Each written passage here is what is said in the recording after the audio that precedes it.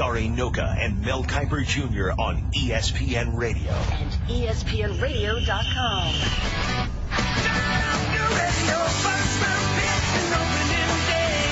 Good Saturday morning to you. Dari and Mel, ESPN Radio. Mel is out. Danny Kanell is in for the second straight week. Brian Mahoney, AP NBA writer, going to join us in about 15 minutes. We keep trying to find people who will give Danny more hope about his Heat. It's dwindling. Yeah, we've had a difficult time doing it, although you managed to stay positive somehow, which is good. I'm optimistic. If you had been in the arena in Game 4, would you have been one of the thousands who have been booing that basketball team? I'm not a vocal fan. Like, when I go, I don't yell a lot. Like, I don't yell at somebody if they're playing bad. And then on the other side, like, I'm not one to hop up and, scream and cheer. I just kind of watch and enjoy. So I probably wouldn't have booed. But if I was sitting with somebody, I would have been like, this is awful. Like, I would have been expressing my boos quietly. But if your buddy was booing, you would have been okay with it. You wouldn't have said, like, dude, come on now, seriously, stop. No, I wouldn't have any problem. And I think, see, this is the problem with I think the Heat fan base takes a bad rap, which a lot of times they deserve.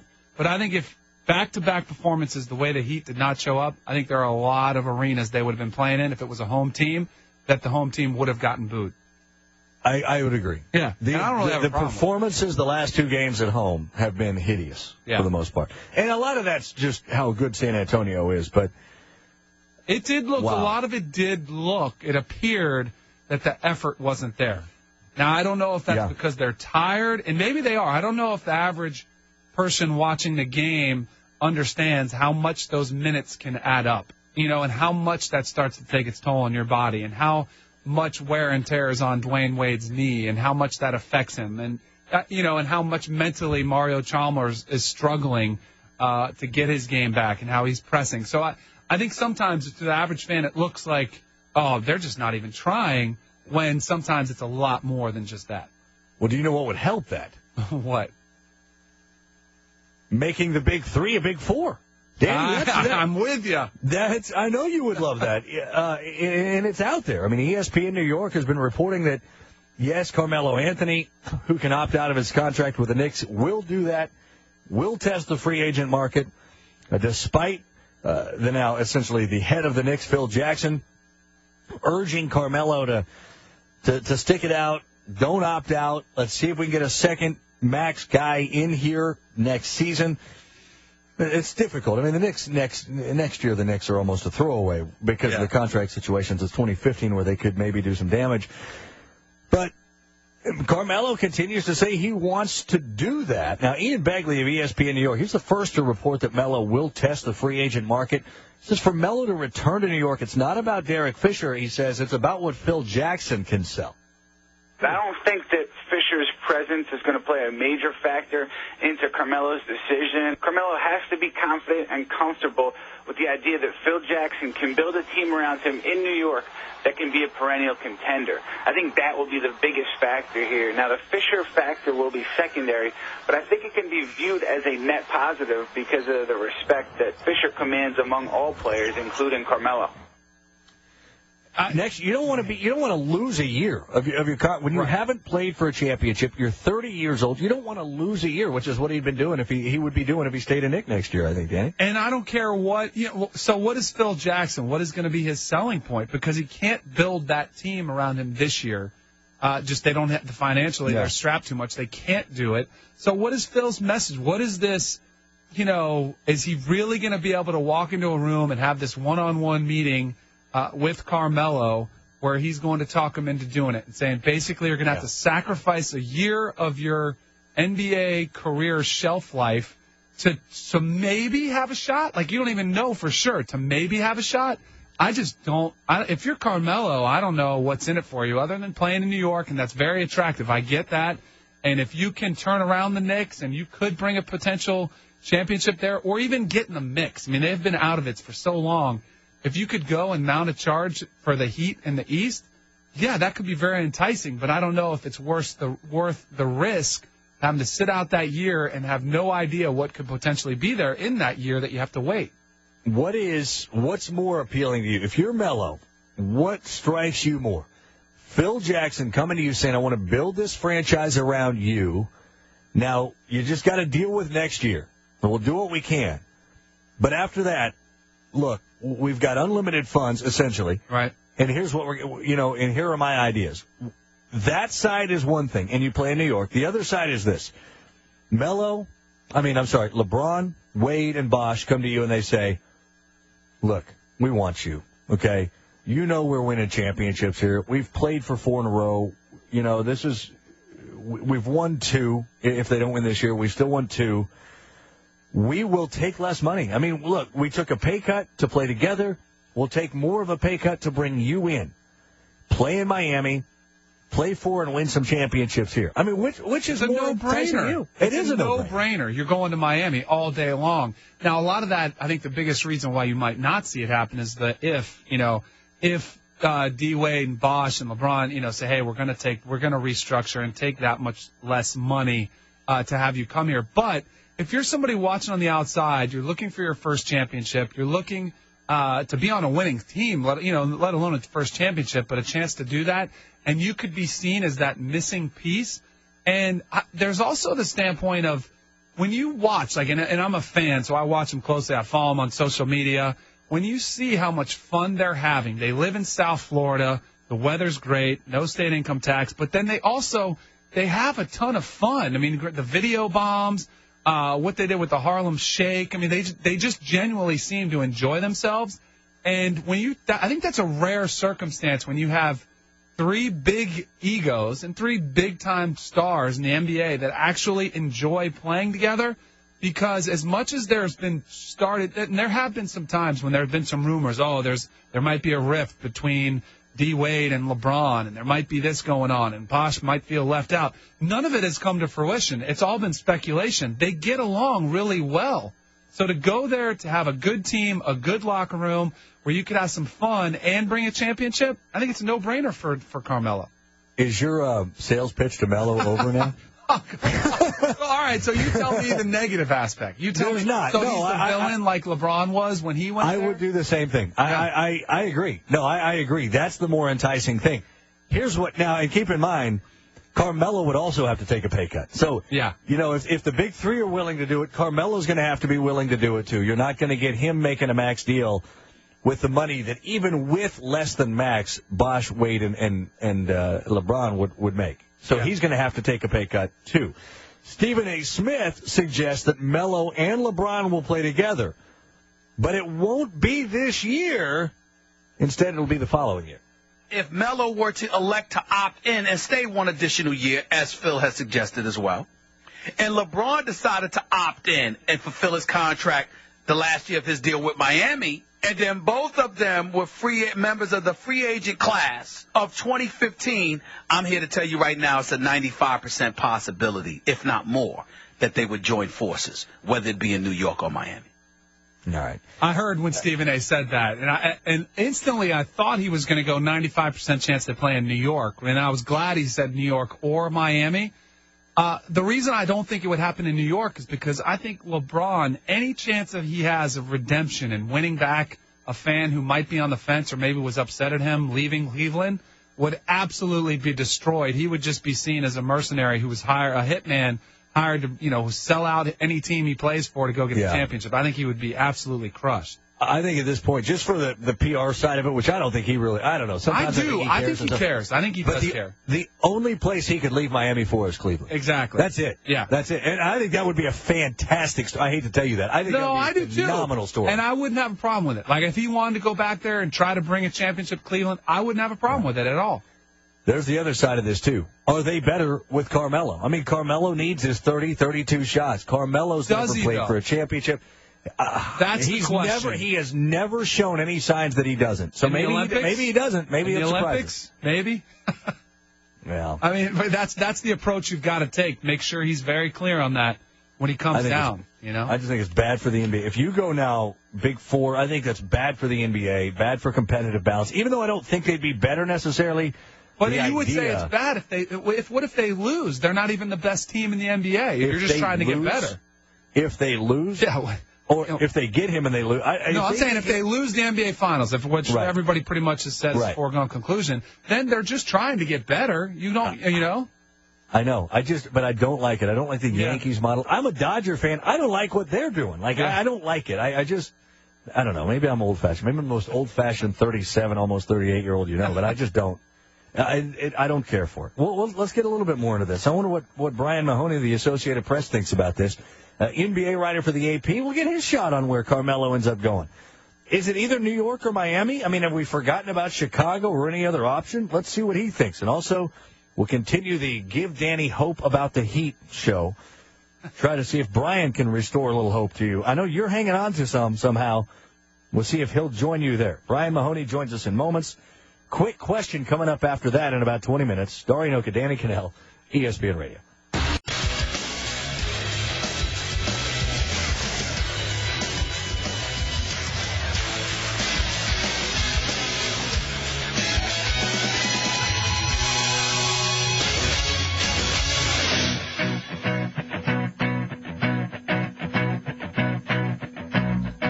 Dorian Mel, ESPN Radio, ESPNradio.com. You know that little guitar riff? I was waiting for George Michael to jump in there. I thought he was trying to send a message to me about the NBA Finals. I still have to have faith. Yeah. That's what I thought it was. Was that actually faith, or was that another rant? That's faith. That was. I was trying to get Danny to sing along to it. But I was waiting for it. We got it. The first line doesn't really apply to our show, however, Okay.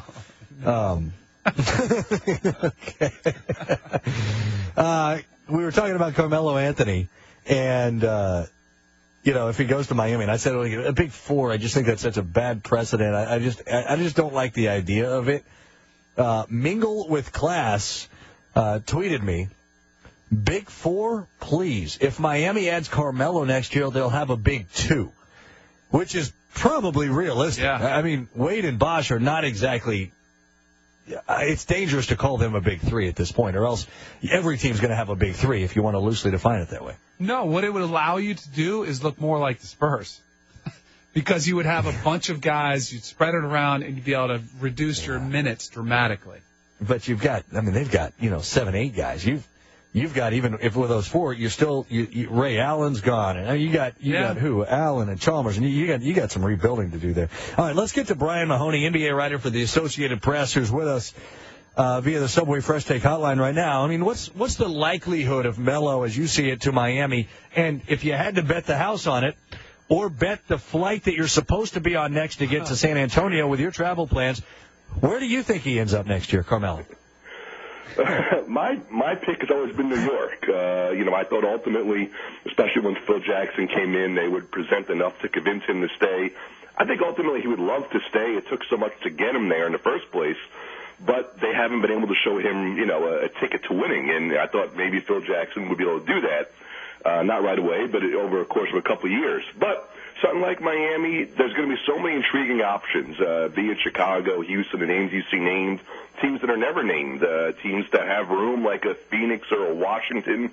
I mean, so many teams could offer him something, but until we know really what Carmelo's looking for, whether it's the money or the chance to, guarantee a good title shot, we don't really know that until a couple weeks from now. Brian, to be fair, I just gave my pitch to Carmelo to come to Miami next year. What should Phil Jackson's pitch? What would you pitch if you're Phil Jackson for Carmelo to stay in New York?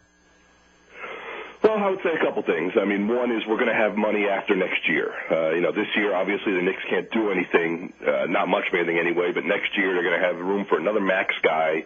They're going to be able to kind of take a year to see who would fit in their system, let Derek Fisher become a coach for a year. And Carmelo has a chance to really be the guy in New York. Derek Jeter's retiring. There's a chance for, if Carmelo stays and they win, he's going to have a chance to be that guy. And I think that could appeal to anybody in some ways. Brian Mahoney, NBA writer for the Associated Press, joining us right now. You can follow him, by the way, on Twitter at Brian C. Mahoney. You talk about that's the pep talk for Phil to give to Carmelo to stay. You need to now give Danny Kanell a pep talk as to why his beloved Heat are not done. Can you come up with something here? It's a much shorter talk. It's really 2 words, LeBron James. It's really, there you go. It's about it. I mean, I was in Boston a couple of years ago when they, were down 3-2 and he scored the 45 points, which is probably the best game I've ever seen live by any person. I was there last year and, Game 6 in the finals when they were all but done and he had that triple-double and saved the season. I've seen LeBron do some amazing things, so I'm not going to say it's over yet, but he's the only reason I'm saying it. Everything else points to the Spurs, and I think even, most Heat fans would have to admit that. What do you think this? If let's say the Heat lose, what do you think this team looks like next year? The Miami Heat. Well, most importantly, they're going to be younger, no matter what. They've got. I think in a lot of ways, and it happened with the Bulls a few years back, but they got through it because of how great Jordan and Pippen remained. They kept the title team together maybe a little too long, and there was some loyalty. And the Heat had too many guys this year who just didn't. They filled spots on a roster but didn't fill roles. Greg Oden, Beasley. In some ways, the regular season, Dwayne Wade himself, only playing so few games. So it put a lot of mileage on older guys like Ray Allen, Rashard Lewis, and you're seeing it now. The Spurs, people look at the Spurs as an old team. They're really not that old at a lot of positions. They're younger than the Heat in a lot of ways. And I think the last couple games, the way they're moving the ball around and looking so much fresher, we're seeing that. It's a good point. You look at the unrestricted free agents for the Heat here. Ray Allen, Mario Chalmers, Shane Battier, Rashard Lewis, Tony Douglas, James Jones, Greg Oden, Michael Beasley. You look at Allen, Battier, Rashard Lewis. That's a lot of years. That's a lot of years right there. I like that, Danny, where you went with that. What do they look like next year? Bosh, Wade, James, we assume they're all going to be there. They're all going to we assume they will. I mean, Danny made the point before the show started off the air that it would be silly for Wade to opt out and try to go somewhere else. Probably would for Bosh as well. Do you see any of those three not being in Miami uniforms next year? I think the only one who has a shot of leaving is LeBron. I don't think it's that good a shot. I think ultimately he stays, with a much stronger roster next year, whether Carmelo's there or not. But no, Wade would never have the money, the opportunities he has in Miami, or the loyalty. Bosh, I think people still regard him as a good player, but he wouldn't get superstar money, I don't think, anywhere, not max type money anywhere. I think the Heat would give him enough close to what he would be looking for his time spent there and everything. So I think those guys all do stay. And like I say, earlier on, the idea was when those guys got to Miami a couple of years ago, everyone said people will take less money to go play with them. And we saw the roster they got in 2011 getting, Mike Miller to go down there, getting Haslam to stay at reduced costs. It looked like that was possible. But what they did this year with their roster wasn't really smart thinking. Bringing in guys who couldn't play, and they used too many spots on that. They didn't need to have Greg Oden on the sideline for a year. They needed guys who could take up minutes in the regular season, so when Dwayne Wade rested, LeBron didn't have to play 40 minutes a night. Am I to understand, Brian Mahoney of the AP, you've had a less enjoyable trip from Miami to San Antonio than the Spurs have? Is that accurate? Yeah, Sunday, I guess the planes don't like to fly in the bad weather, and so I am not at my NBA Finals destination yet, but by tomorrow I will be. And you may be wearing the clothes you were wearing yesterday. I hope your luggage gets there as well. I appreciate it. Good stuff, Brian. Thank you. Take care, guys. All right, Dari and Mel brought to you by Performance Bicycle, where great rides begin. To find the store nearest you or to shop online, visit performancebike.com. I can't wait to see what Miami looks like next year. Me too. With Carmelo. Look good. Yeah. I like that tweet, though. It kind of would be the big two. Quick question coming up. Always interesting. They tell me some possible ideas involve Derek Jeter, Hawaii recruits, World Cup, and now this problem with Miss USA. It's ESPN Radio. Dari and Mel, ESPN Radio, ESPNRadio.com. Mel is out. Danny Cannell is in. We're going to have a debate here, Danny, that you're going to get to lead this since you played quarterback at a high level in college and in the NFL. So the debate here in about 15 minutes. And we'll let the callers chime in on this thing, too. Would you rather have, for your franchise, a proven but average veteran? I don't know. Who's an example? Chad Henne, is that fair? He's a starter. He's going to start the season. Yeah, so who would you rather have starting? Okay, so like a Chad Henne, a proven but average veteran, or a young work in progress, whether that be a Manziel or a Bortles or, I don't know, a younger one. Even RG3 to some extent, I guess, maybe could fit that bill. Tom Savage in Houston. I mean, however you wanted to find that. Proven but average veteran or young work in progress as your starting quarterback. Who would you rather have? That's a debate we're going to have. And bring you in on that as well, you being the callers. Cool. Right now, we go somewhere that, we never know where it's going to put us. But I'm nervous. I lost some sleep over this last night. Good. I'm glad you did. Let's go. Quick question. Short, succinct answers to the burning sports topics of the day. That's just dumb. And a rebuttal. Some people out there in our nation don't have that, and I believe that... Keep it quick, guys. You know, that soundbite that we always play for Quick Question, that is Caitlin Upton, who at the time, not to be confused with Kate Upton, although she also likes to go by Kate Upton. Yeah. She was Miss Teen South Carolina several years ago, and that was her answer to a question. And we actually had her on the show once, DK. We had her on the show. I'm a little disappointed I wasn't the co-host that day. Yeah, it was Mel, who she invited out to L.A. to do a cooking show with her. I kid you not. Yeah. No, I don't think he did. He should have. Oh, he absolutely should have. But I would love to get her back on and get her take on the Miss USA controversy. Yeah, definitely. Yeah. All right, first question. We bring in Christine Lisi. Hello, Christine. Hi, Dari. You're up first. The Texas Rangers showed a picture of Heat star LeBron James being carried off the court during Game 1 of the NBA Finals.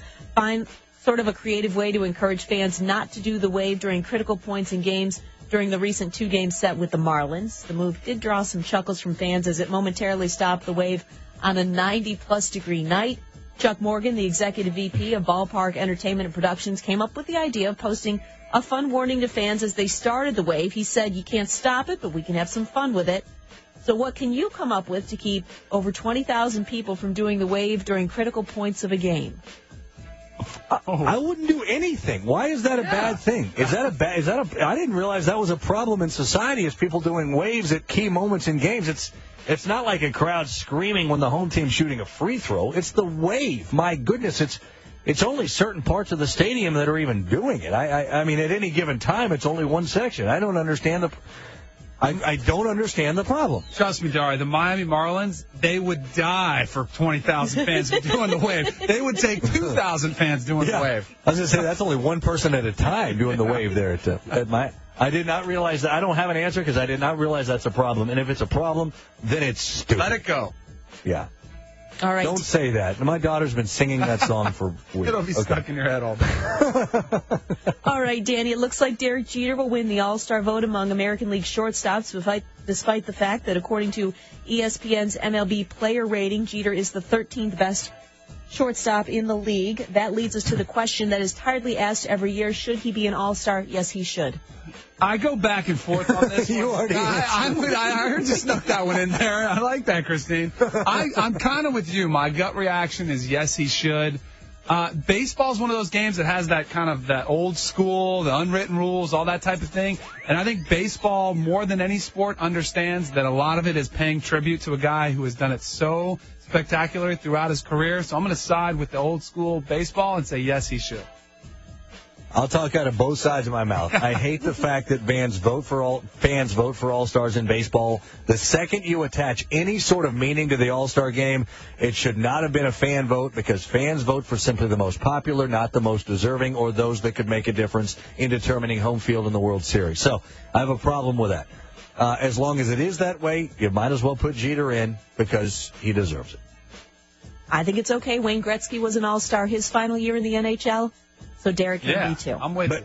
But Wayne Gretzky was totally different. Wayne Gretzky changed the sport, saved the NHL. He was a game changer in every level, and the best player that has ever put on skates was ever and still is. So he changes everything. I'm also fine with waiving the 5-year period for him to be in the Hall of Fame and making it 1, which they did for Wayne too. Wayne's different than Jeter to me.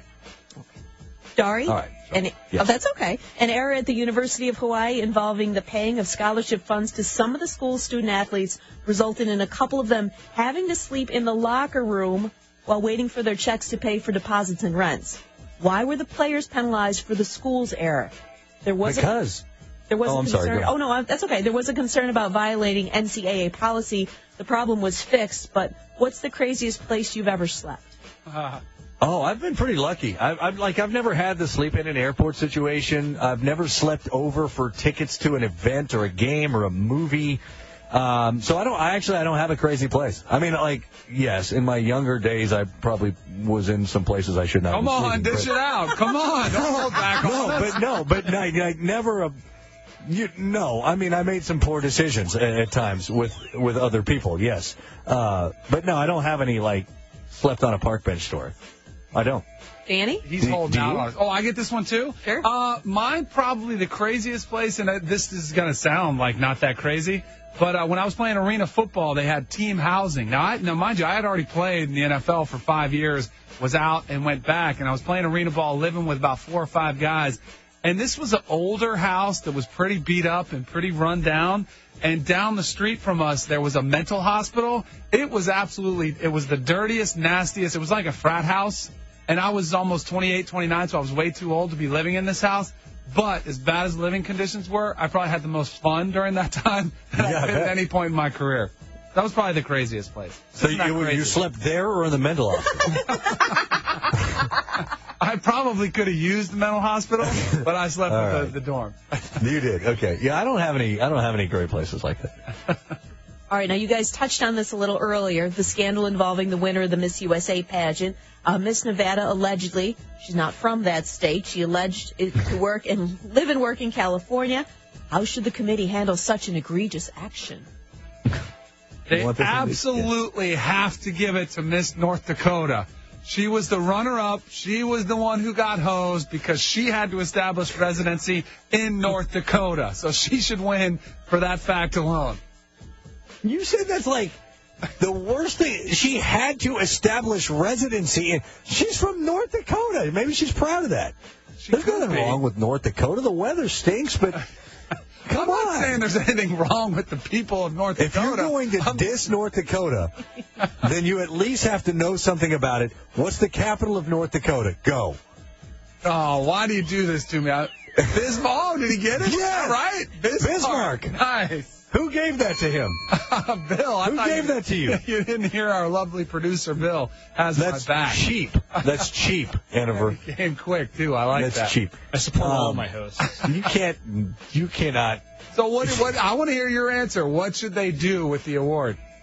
Well, give it to her. Keep it. If she's right and she says she has she's signed on a lease for a house in Las Vegas and that she has been for the 6-month period. The problem is with the committee here.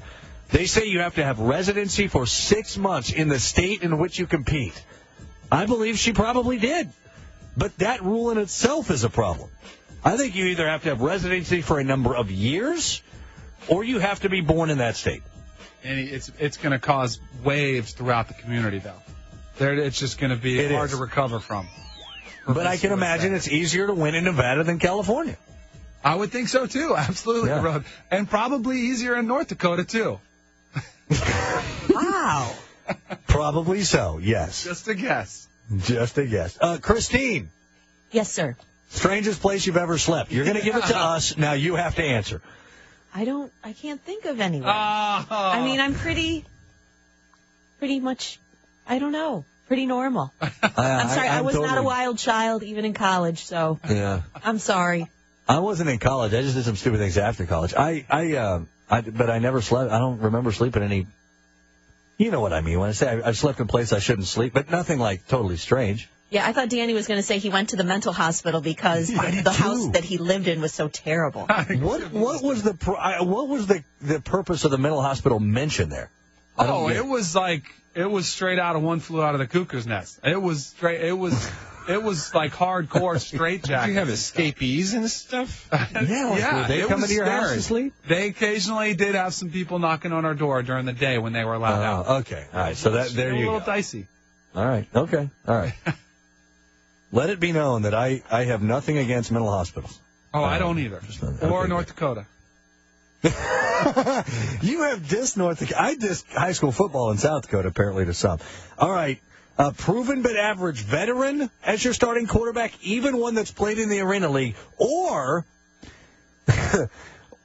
young up-and-comer as your starting quarterback? That's the debate. Danny will answer that. We want your take as well. 888-SAY-ESPN, 888-729-3776. And if you have a great place you slept, we'd love that, too. It's ESPN Radio.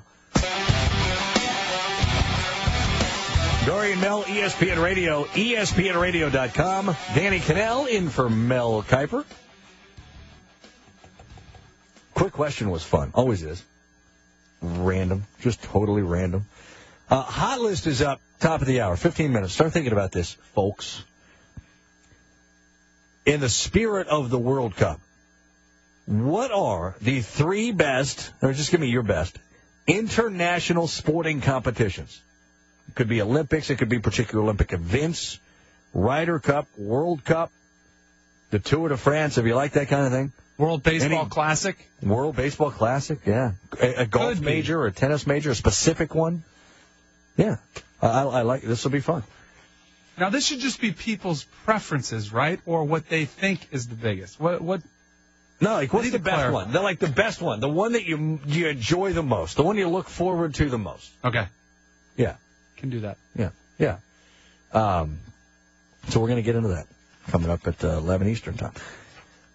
There's a debate. I mean, you see Bortles taken and Manziel taken and you could go on and on and on and down the list about quarterbacks even in this draft that could be starters, maybe. I mean, people like Tom Savage, maybe in Houston. Yeah. Derek Carr, probably not in Oakland, but he's there. Who knows? But they got Schaub. So, potential starting quarterbacks that are rookies. And there's the debate, who would you rather have as a quarterback? Wait, Billy, you want to go as a backup quarterback? Well, he was trying to make it appropriate since I was here.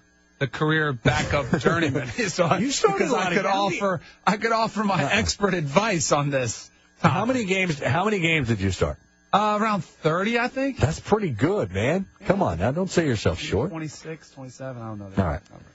Wait, are you wanting to go backup or starter? Hey, it's your show. Your name is on the title there, so it's up to you. Billy's got me all confused with this messenger situation going on. Okay, here's what I want. Yeah. You are a football team that, if you consider yourself lucky if you're in the playoff hunt at the end of the year.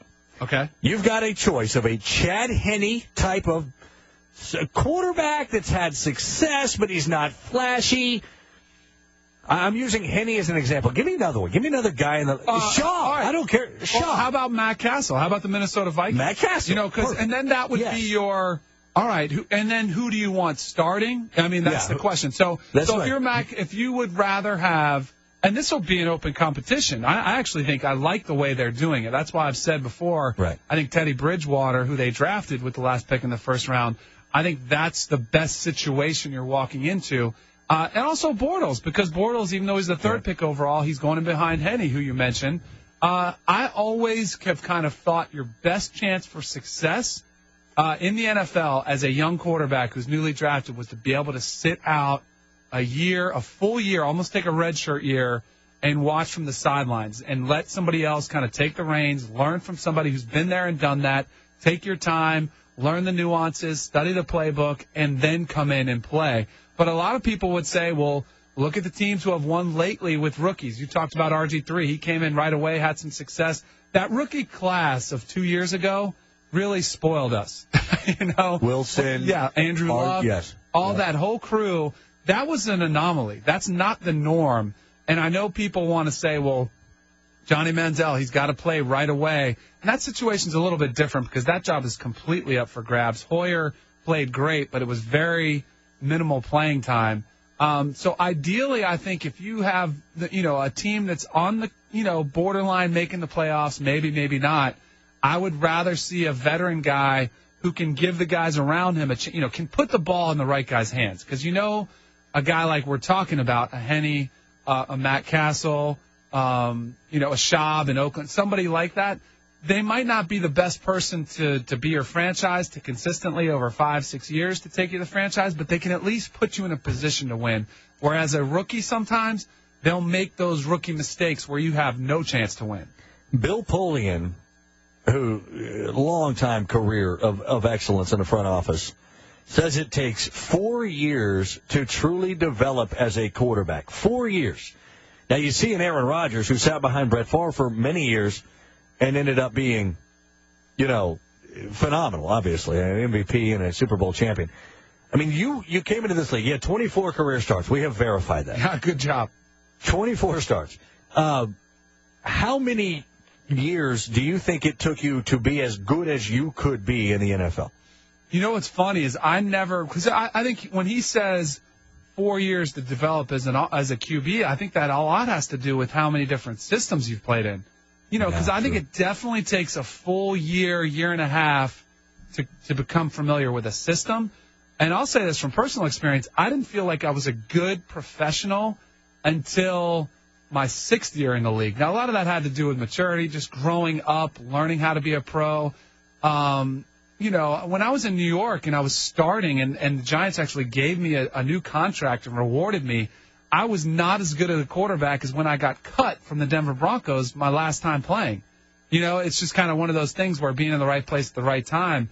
But I agree with Bill Polian. I think it takes at least 3, and I think I would err on the side of 4, where you kind of come into your own and you grow up and you learn how to prepare, how to study game film, how to make checks at the line of scrimmage, and how to be a leader. I mean, there's a huge age difference between a guy who's 22, 23 coming out of college and 30, 31-year-old vets who have families and are going home, to pick up their kids from school. There's just a big difference. There's a lot of dynamics, different ones that go on.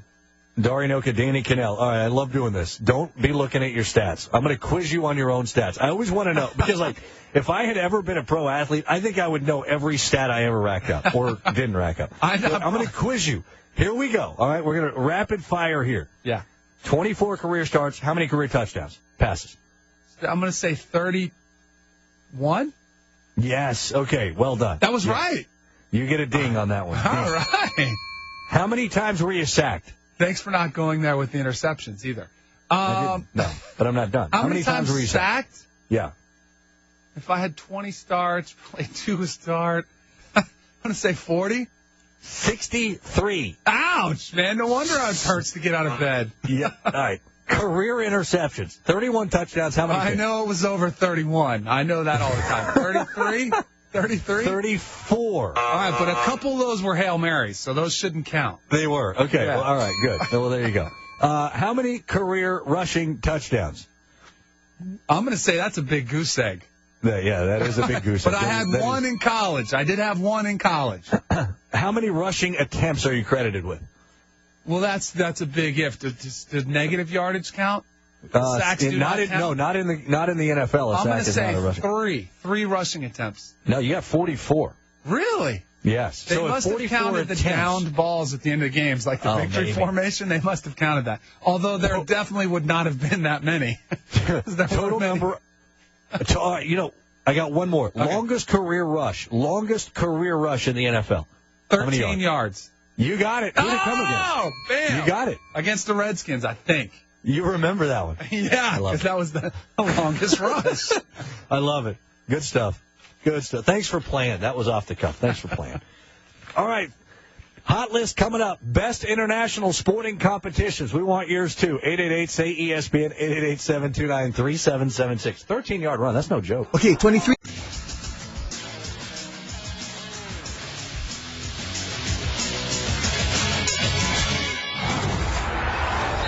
Now, Dari Nowkhah and Mel Kiper Jr. on ESPN Radio. And ESPNRadio.com. Mel Kiper and Dari Nowkhah, Mel rocks her hair and Dari's... Dari and Mel, ESPN Radio. Danny Kanell in for Mel. Now, that was fun. We just dissected your entire NFL career during the break. I'm glad it was fun for you, because my confidence is shattered now. I try to forget about some of my stats. 31 touchdowns in the NFL. That's 31 more than me. Okay? I try to forget about some of those stats. I think I'm like many of you out there. I think it would be really cool to be able to look online and see your professional athletic numbers. Just like it would be really cool to play a video game and be yourself. That's cool. Like, you got to do that. Right? Until you play it and you see your speed rating is like a 62. Then it's not so much fun. Well, we already discussed your rushing yards. Right. Oh, it was accurate. I didn't say it wasn't accurate. Yeah. I just said it was kind of depressing. By the way, a minor correction. You had your long run at 13 yards against the Redskins. It actually came as a rookie against the Eagles. Oh, I got it. But you had an 8-yard scamper that you remember well against the Redskins. That was Sunday Night Football. That was the Gus Frerotte jam his face into the side of the wall and get the concussion game. That was an offensive shootout right there.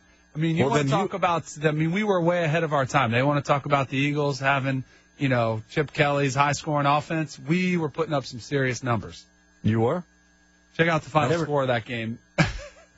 I don't know it. It was you don't know that? You don't know that, Dar? I'm shocked.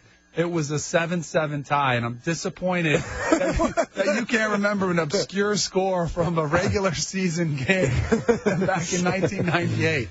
That was the one tie there. And you, with Gus slamming his head into the wall, were clearly the smartest quarterback on the field that day. Yes. Which was good. That's right. All right, here we go. The Hot List. Topic today, best international sporting competitions. As we have a golf major going on, we have a World Cup going on. They're all in play here. Best international sporting competitions. We want your answers as well. Hit us up, 888-SAY-ESPN. That's 888-729-3776. All right, DK, let's go 3, 2, and 1. Your third best international sporting competition. And we say best, the ones you most look forward to, the ones you get most excited about. What's number 3? For sure. I'm going to start off 3 at the Olympics. Now, I'm kind of in the same boat of this as the World Cup. I'm kind of glad it's only once every 4 years because I think it would be a little bit overkill if it was every year. But I love the individual events. I love the star power that we start to see in the Americans that we get to root for. There's nothing better than having a pride for your country, being able to take home the gold medal. So I'm going to say the Olympics check in at number 3. See, now, you could also break it into a certain Olympic event, which I'm going to do later. Okay. If you want. Okay, now, are you going to go summer or winter? I'm going to go summer. All right. But do you have a favorite event? I like all the track events. I kind of get into the track, the sprinting. I like it all. After we talk about your speed in the NFL. Exactly. All right, I got you. You talked earlier about how you're a big golf guy. Yeah. Right? You love watching golf. That's going to be coming up on my list. See, now, I'm not crazy about watching golf. Like, I couldn't sit and watch the Bridgestone, okay? Right. I cannot, I will not, I refuse to. But I can watch a major. I'll watch a little bit today. I'll watch more tomorrow, the U.S. Open. But for me, the third best international sporting event is the Masters. Ooh. I love that it's at the same place every year. I love that it is, I don't know, across the pond, I know they think their Open Championship is the biggest deal. To me, it is the Masters. It is they're all international, but I love the Masters. I love watching the Masters. That's the one golf tournament my wife does not have a huge problem with me spending a couple hours on a Sunday watching. So that, to me, is number 3. I will watch the Masters. All right. I'm going to follow up with another golf one as my number 2. Okay. And you just pretty much shredded them apart. But I'm going to go with the Open Championship. But they're so big, they dropped the British. They don't even call it the British Open over there because it's the birthplace of golf. But I love watching it. I love watching golf. I mean, I'm a golf nut, I guess you could say. So that's why I'm definitely partial to this one. But I think with the history there, and you see some of the golf courses when they play at St. Andrews, courses have been in there, over 100 years. I think it's a special event, and I love seeing the flags next to their name on the leaderboard. So I'm going to go with that as my international. So you are going with the British or the Open Championship? Yes. Have they ever called it the British Open across the pond, though? Over there, no, I don't think so. No, I don't believe so. My number two sporting event, yours is the British, mine is the World Cup. I'm not a soccer guy. You're not a soccer guy. I wish I was this time of year because I would know more about the players in it. But I love watching the event. I love seeing the countries that should not compete with the big boys compete with the big boys.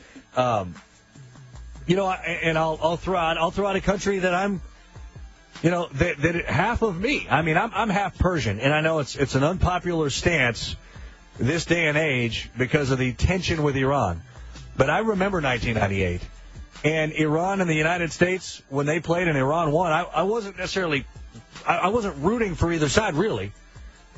But I remember my dad, who came over here in 1968 as an Iranian, who is as American as any man I know this day and age. I mean, he's American. But when he watched, and I watched Iran beat the U.S. with him, it meant something to him because he knew it meant something to that country and to his family there.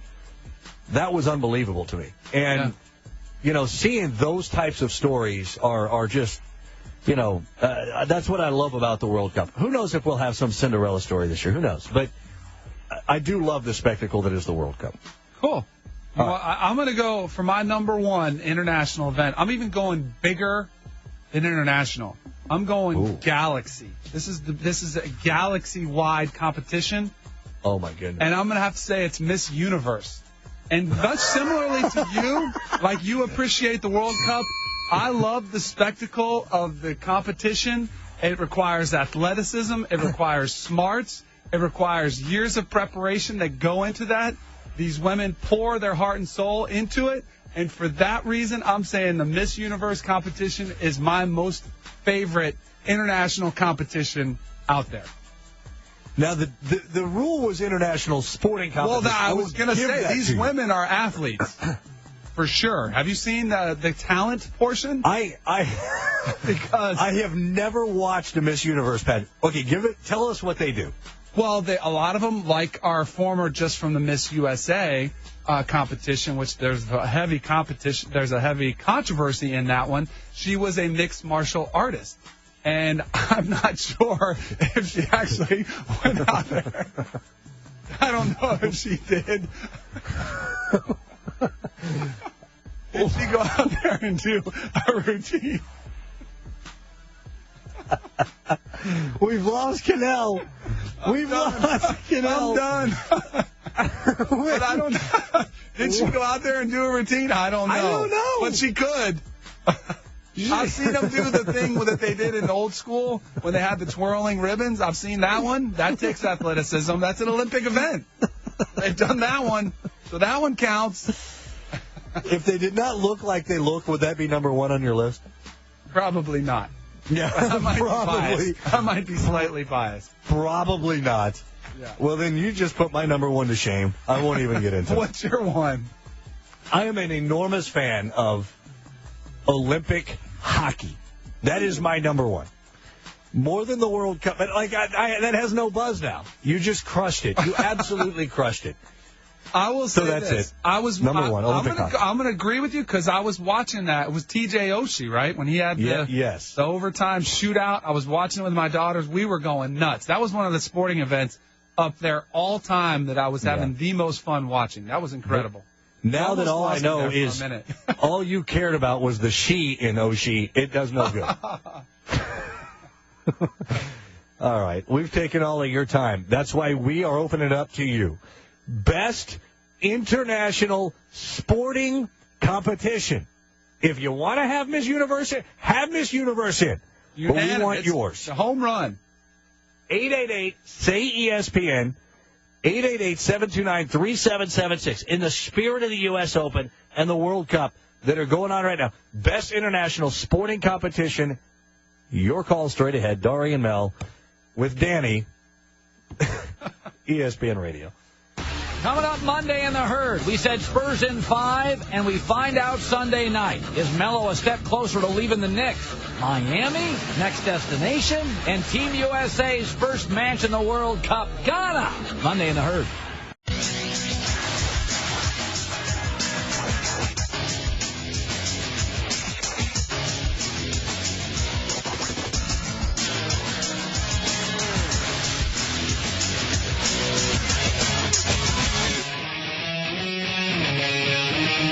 Controversy everywhere.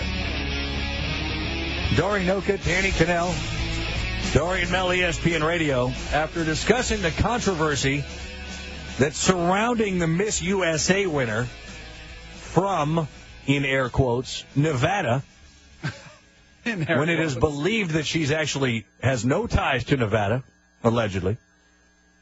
but could not win in California, so went to Nevada, won Miss USA.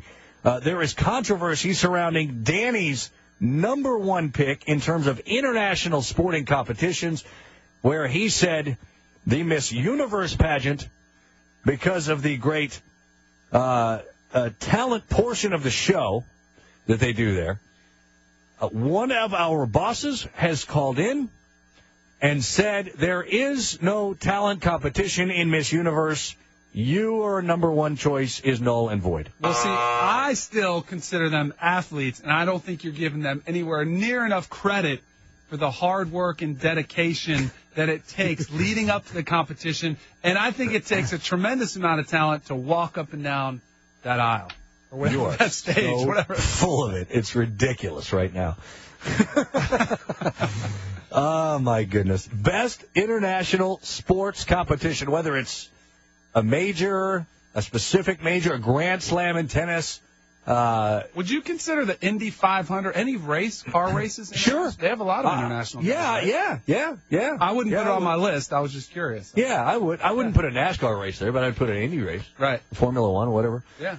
So here we go. We want your take. 888-SAY-ESPN, 888-729-3776. We go to Zach in Massachusetts. You're on ESPN Radio, Zach.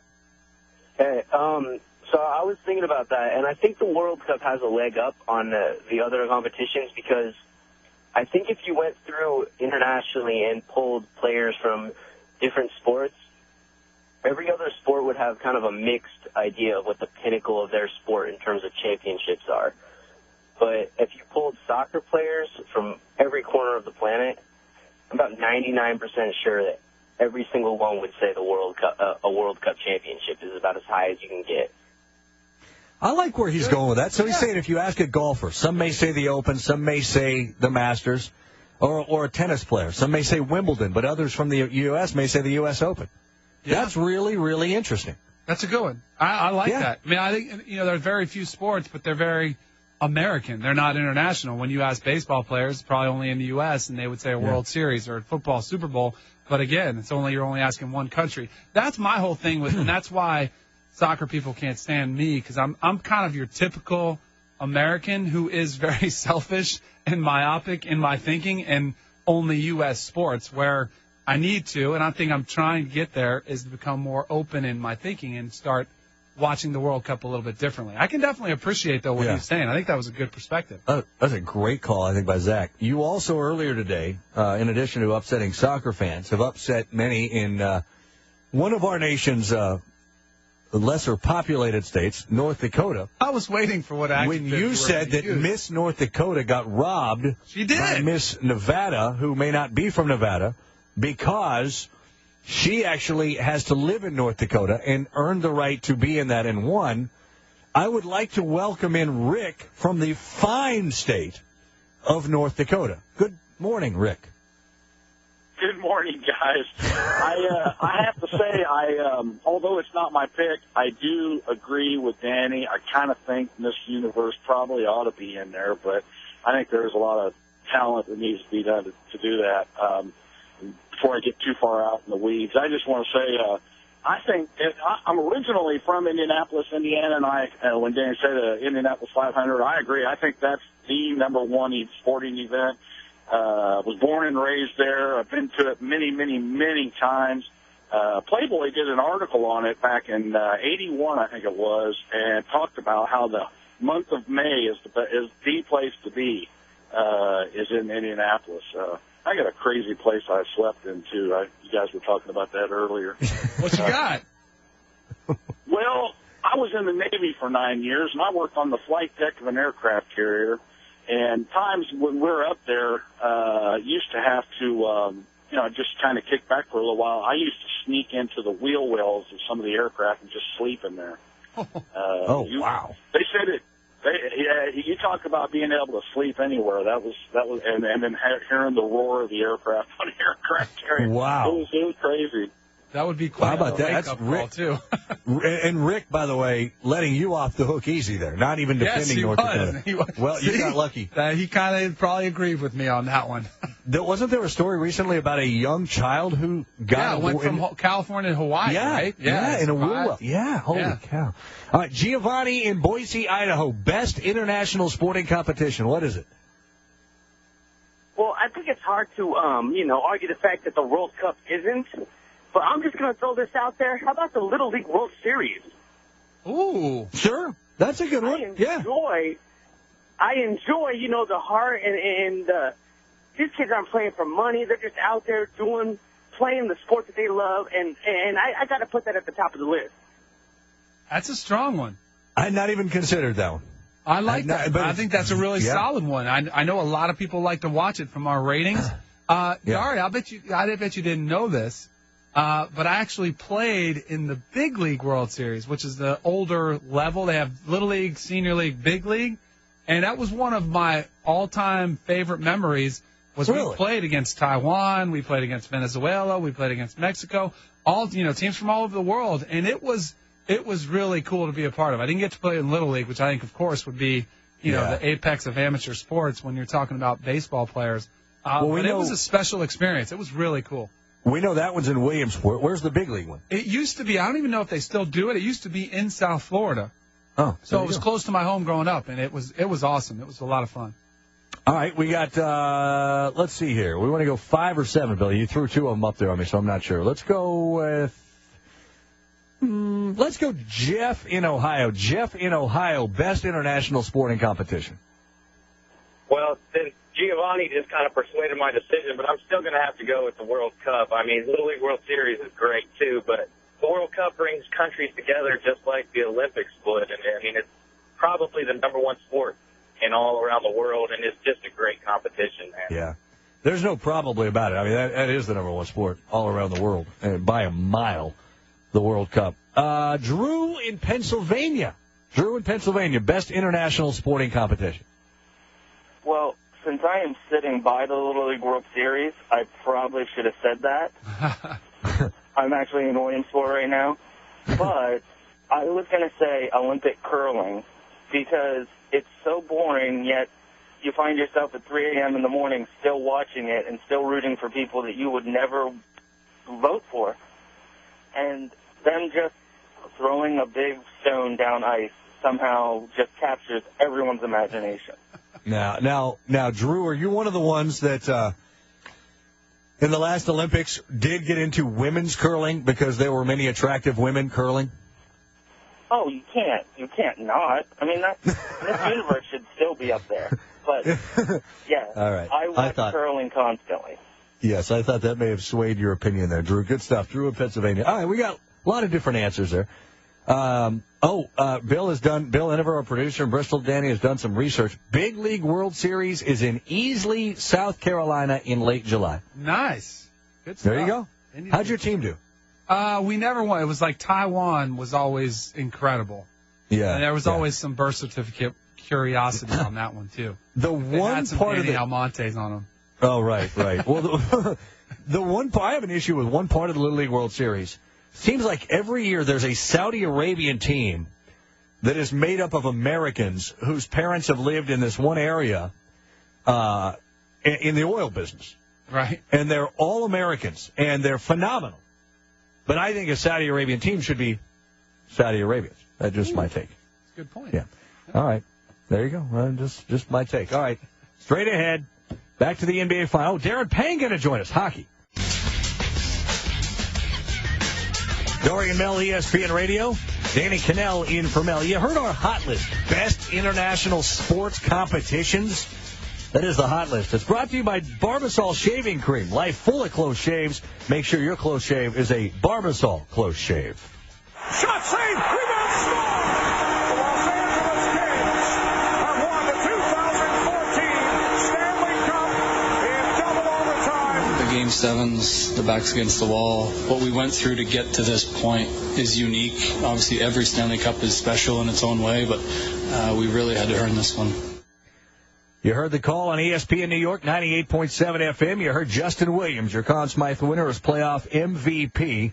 He was fantastic. The goal was scored by Alex Martinez more than 14 minutes into double overtime, and the Kings beat the New York Rangers and win their second Stanley Cup in 3 seasons. Darren Pang, Fox Sports 1 NHL analyst, also an analyst for the St. Louis Blues on the TV side.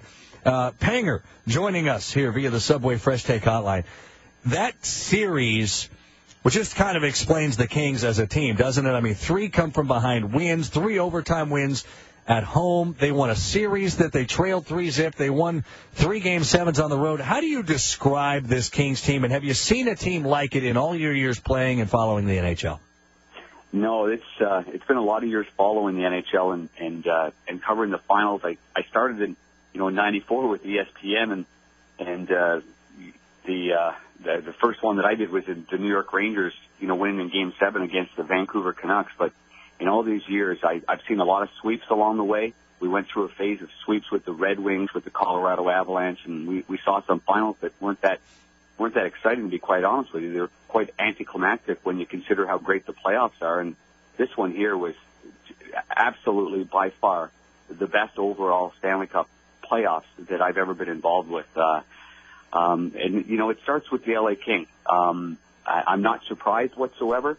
I think the group that they have is they're battle-tested, they're resilient, they believe in one another.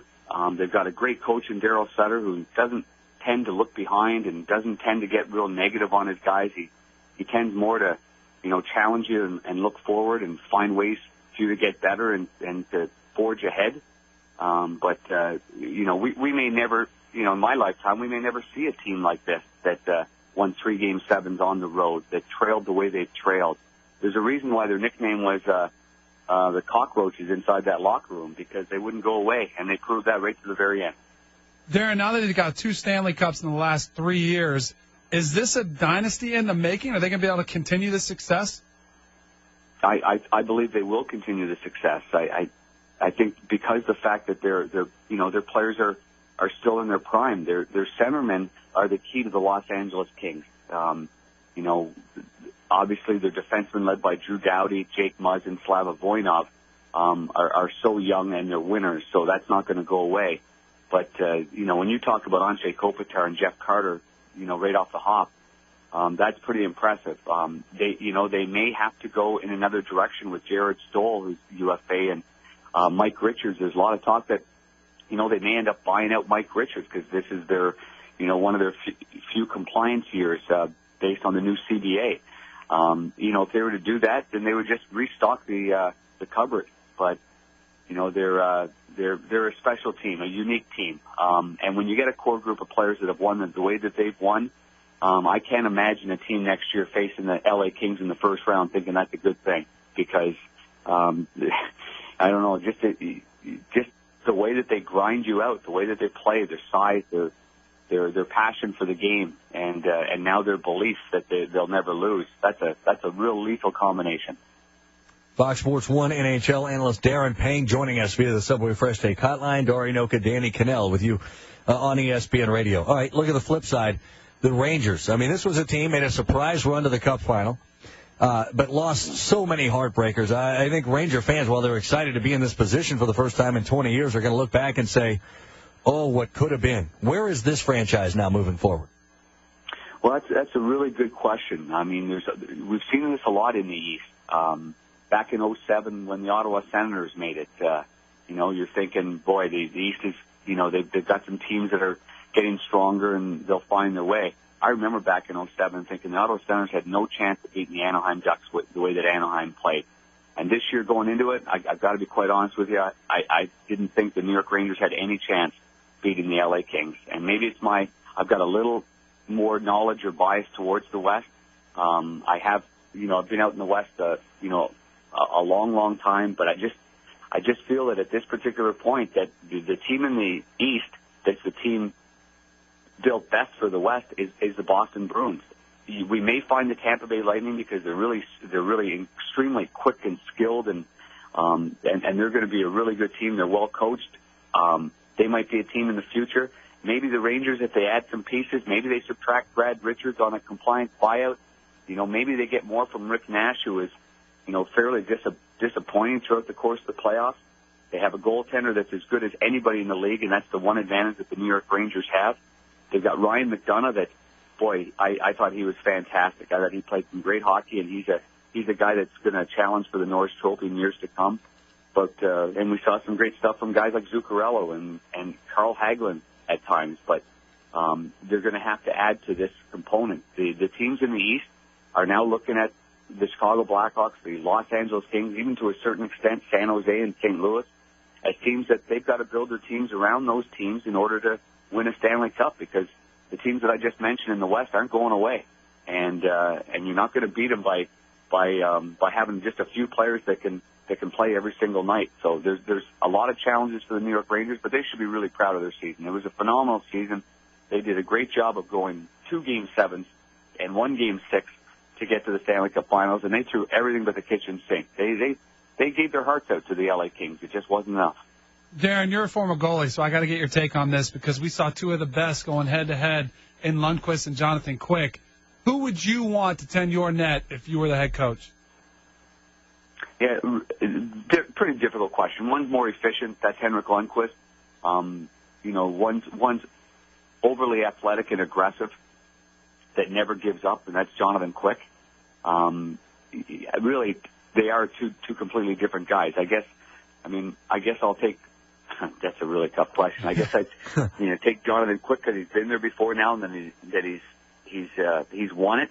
And everybody says that he didn't have the best playoffs, and yet when they needed a big save in that series against San Jose, Chicago, he gave them that great superlative save that changed the momentum of the game. He was more like Grant Fuhr in this playoff than he was in 2012. It didn't matter what the score was, but when the situation came up where they needed that huge save, that jaw-dropping save, Jonathan Quick gave it to them. So I'll give him the edge, but I'm a big fan of Henrik Lundqvist and everything that he's done as well. Darren Pang joining us. All right, real quick, before we let you go here, to the hockey fan or marginal fan that became entrenched in the series, you want to keep hooked. You want to not let them get away. It was a great series, a great final, great storylines. What's the one big storyline you are most eager to see that we should all pay attention to in the off season quickly? Oh boy, in the off season, that is tough because you do have the compliance buyouts. You've got free agent frenzy on July 1. For any fan that got a chance to watch this on TV and was absolutely, overwhelmed by the speed of the game and the ebbs and flows of the game, I say get them free tickets to some of the bigger games in the league and get them live and in the building, because you think it was great on TV. It's even that much better when you go into the building and you watch it live. But as far as developments and league stuff is concerned, listen, everybody in the East is going to try to do whatever they can to figure out a way to beat the best teams in the West, because they just witnessed what it's like playing in the West. And I'm not taking anything away from the East. I know it's a phenomenal conference, and there's maybe some smaller and quicker players, but there's some big boys out there in the West that know how to win games. You can get them on Twitter at Panger40. Darren Pang, we appreciate your time, Darren. Great talking to you. Danny and Darius, thanks very much for having me on. I appreciate it. Absolutely. Thank you. At Subway, go from hungry to happy with flavor-packed footlongs like the Big Philly cheesesteak and Subway melt. Subway, eat fresh. He's right. If you haven't gone to an NHL game, go to a minor league game. If you got one in your backyard, go.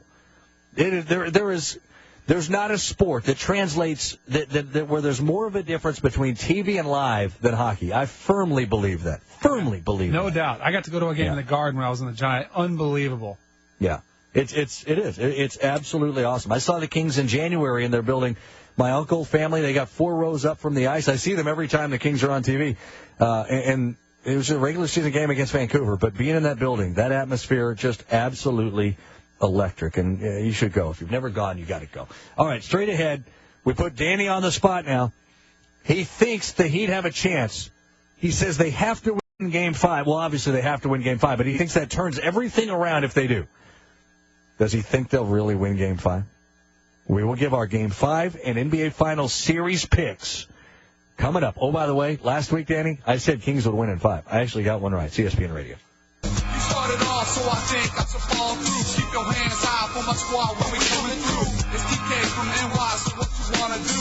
Hook up with King and that rock to make the people move. My precise name is the reason I can. Whoa. You don't even know what that is, do you? DK from NY? Was that you? That was a long time ago. That was pretty good. That was not terrible. See? You didn't know I was multi-talented, did you? Now that we all know that was Danny, can we play it one more time? You started off, so I think I should follow through. Keep your hands high for my squad when we coming through. It's DK from NY, so what you wanna do? Hook up with King and that rock to make the people move. That's Gary Collins on the background right there. When did you do that? That was in 1998. That was a long time ago. Wow. That was whose idea was that? That was that's a great question. Whose brilliant idea was that? They did a charity CD for they had a bunch of guys rap with different. We actually got to rap with the Beastie Boys, which was kind of cool. Oh, that's cool. So then they tried to sell it for charity. Obviously, that CD did not go platinum. It threatened it. It was right around there, but came up just a little bit short. That's pretty cool. Good for fun. you. Yeah. Dorian Oka, Danny Cannell. I enjoyed that. That was good. That was good. Thank you. Game 5 NBA Finals. Tomorrow night, 8 Eastern, ABC, 7 Eastern, coverage begins on ESPN Radio. Miami has the wins, 3-1 Spurs. Yep. They've gotten blown out their last 2 games. What ultimately would happen if LeBron and the Heat lost? According to Stephen A. Smith, and I don't know that I agree, but I haven't heard the soundbite yet, LeBron's legacy will take a hit. He's still one of the greats. He still can end up on the Mount Rushmore. But in terms of being recognized as the greatest player to have ever played the game, he doesn't get that. He has no chance at that now because you got to be cold-blooded. There's got to be a little extra something inside of you. And when you look at the possibility, the likelihood that you will be losing your 3rd NBA Finals, and it's occurred in such unceremonious fashion. Dorian Mail presented by Progressive Insurance. How much does he take a hit? He takes a hit. I mean, he's definitely going to take a hit in the immediate near term. I think it's kind of a societal thing where we get caught up into guys' legacies while they're still playing, while they're still writing them. It happens every year when Peyton Manning gets to a Super Bowl. If Tom Brady gets back, we all, and I get it. I understand it. I like the conversation. I think it's fun to have. But I think ultimately LeBron will be judged when he's all said and done. I mean, you can't tell me if he loses this one and then rattled off 3 or 4 more in a row, he wouldn't be right back in that mix. Now, I'm making it sound like it's really easy to get there, which it's not. But still, a lot could happen. What if he goes to New York and wins a few with Carmelo and he does it in different cities, or Cleveland? What if he went back to Cleveland and could resurrect that franchise? I mean, there are a lot of things that are left to be accomplished by LeBron. But I have to say, in the immediate future, absolutely, he'll be right back at the front and center of, not as good as Jordan, not there. And as much as it's not right, it's not fair. It's just that'll definitely be the storyline.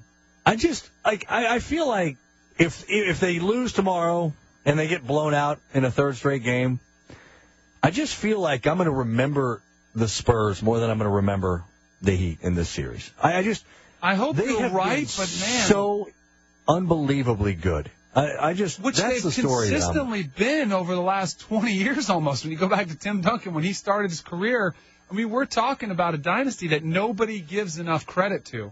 This may be the best one ever. This may be the best Spurs team that we've ever seen. Yeah, but they've been good before. They've been world champions before, and yet for whatever reason, I don't know if it's because the market they play in, because their stars, aren't flashy. They don't do a lot of endorsements.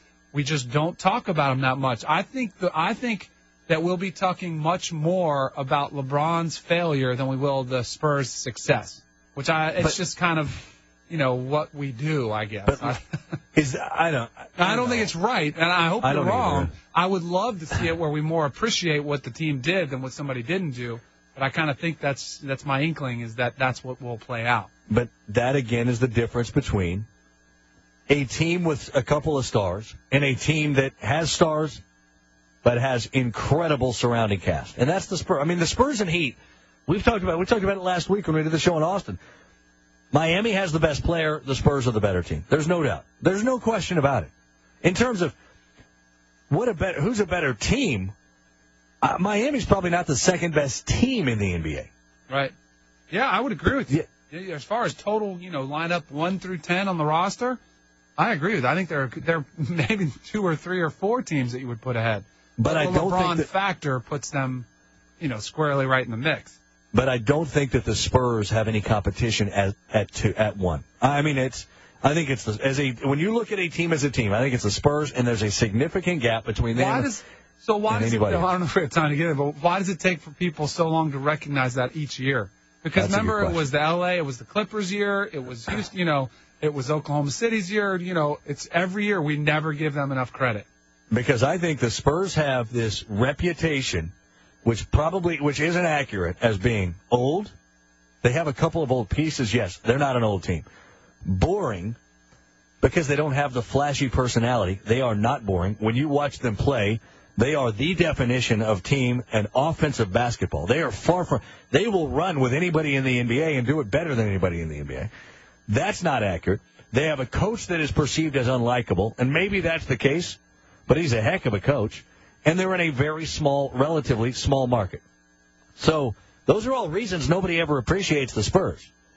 But they have no better way to make you appreciate them than beating down a team that has the best player on the planet and a team that is the most hyped team in the NBA, and doing that in the style and fashion in which they're doing it. Yeah. Now I hope we're paying attention. I hope that we are. Yeah, they've still got to do it. They've still got to do it. There's still a sliver of hope. Come on. Who wins Game 5, Game 6, and Game 7? Go. Oh, you want them all. I'm going to say the Heat win Game 5 tomorrow night. I think the Dwayne Wade rest factor, I think you saw how tired the Heat looked. I think that's going to be huge. I think then the Heat go back to Miami with some momentum. I think they win at Miami, and I think it goes 7. Man, I don't want to be seen as a homer because it will sound like that. It would defy all odds. I just don't I'll tell you what, you want to hang on to that? Hang on. Yeah. I'm going to give you 30 more seconds to think about this. Okay. Because I want to make sure we remind everybody that there's more than basketball. It is a big day in the World Cup, as there are 4 World Cup matches.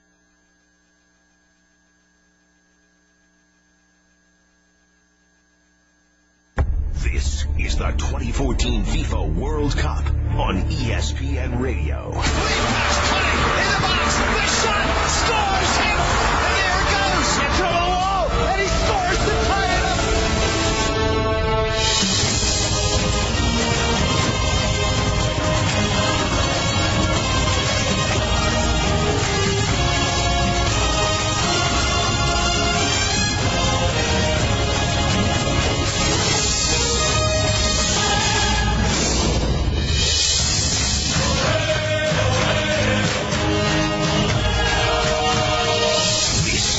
World Cup pre-match show on ESPN Radio. Presented by Kia, official partner of the 2014 FIFA World Cup. Follow at ESPN FC on Instagram, #CaptureTheMoment for exclusive behind-the-scenes photos. Welcome, everyone, to the 2014 FIFA World Cup on ESPN Radio at ESPNRadio.com. With Janusz Michalek, I'm JP Della Camera. Colombia versus Greece kicks off our Day 3 activity with the first of 4 games. Today's keys to the match brought to you by Autotrader.com. Find brand new cars from local dealers at Autotrader.com. Janusz, what are your keys for today?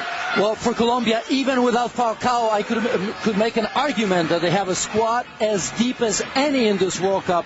In terms of Greece, I have one question. Will Fernando Santos allow his team to play a little bit? They are defensive-minded, but I think everyone knows that there's more to Greece than we think. It is Colombia versus Greece in Group C. Coming up next on the Kia pre-match show, starting lineups and a kickoff. This is the 2014 FIFA World Cup at ESPN Radio and ESPNRadio.com, presented by Geico.